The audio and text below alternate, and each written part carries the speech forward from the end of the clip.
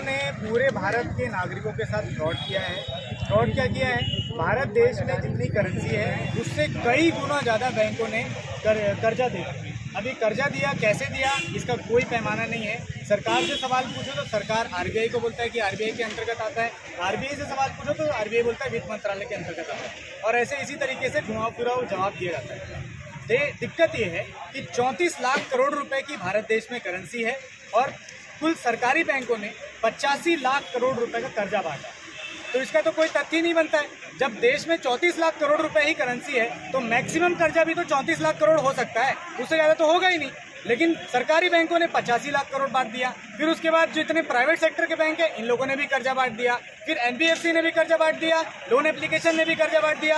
आज digital landing platform भी कर्जा बांट रही है, आधार कार्ड के नाम पे, सर्टिफिकेट के नाम पे, ये कार्ड वो कार्ड, कपड़े के नाम पे भी कर्जा, शादी के नाम पे भी कर्जा, हर तरह से कर्जा बांटा जा रहा है। लेकिन ये पैसा कहाँ से आ रहा है, पैसे कहाँ से आ रहे हैं, किसी को कुछ नहीं पता और कोई संस्था जवाब ही देने को तैयार नहीं। आप क्या चाहते हैं? हम ये चाहते हैं कि जैसे सरकारी संस्थाएं, जैसे मान लो ईडी हो गई, आरबीआई, सीबीआई हो गई, आईटी की रेट हो गई, ऐसे लोगों के घर में करते हैं ना भाई, वो जो रेट पड़ती है किसी के ऊपर, जैसे मान लो इनकम से ज़्यादा संपत्ति हो गई तो ऐसे ही बैंकों के ऊपर भी रेट होनी चाहिए। जितने एनबीएफसी हैं, जितने बैंक है, प्राइवेट बैंक है, सरकारी बैंक है, और आरबीआई के ऊपर भी ईडी की रेट, आईटी की, सीबीआई की, सब तरीके की जांच हो, और जांच करके जब तक जांच का परिणाम नहीं निकल जाता तब तक सभी कर्जदारों के कर्जे की वसूली को रोका जाए। यही महामहिम राष्ट्रपति जी से मेरी मांग है। अगर आपकी मांग पूरी नहीं होती, अगर मांग पूरी नहीं होती तो देखिए, जनता, लोकतंत्र में जनता मालिक होती है। जनता जैसा चाहेगी वैसा ही हम करेंगे। यहाँ मेरे साथ ऐसे बहुत सारे लोग हैं जो कर्जे से परेशान हैं।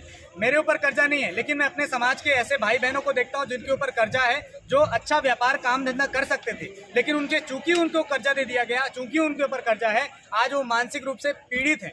अब ऐसा व्यक्ति ना तो समाज को कुछ अच्छा दे पाएगा, ना ही अपने परिवार को कुछ अच्छा दे पाएगा। तो मैं चाहता हूं कि महामहिम राष्ट्रपति जी इस पर संज्ञान लें। यदि नहीं लेते हैं तो उग्र प्रदर्शन किया जाए। सर, आपका शुभ नाम और किस संस्था से जुड़े? रजत सिंह भारती। बैंक वाले आपके साथ क्या किए, आपका कर्जा है क्या है, उसके विषय में बताएंगे आप? मेरा आधार, एक मिनट मेरा आगे बढ़ाओ थोड़ा। डरो मत।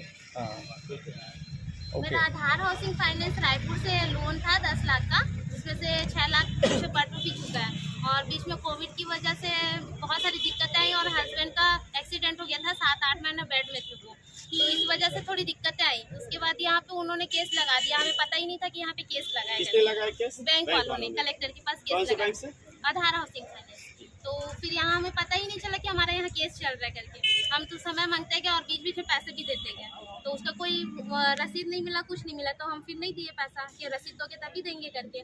फिर एक दिन इश्तेहार आता है कि लास्ट सुनवाई है, अगर आप नहीं आएंगे तो फिर आपका घर नीलाम कर दिया जाएगा। तो मैं लास्ट में आई थी यहाँ पे, तो मैं बोली सर मुझे कोई नोटिस नहीं मिला गया, कुछ भी नहीं मिला है।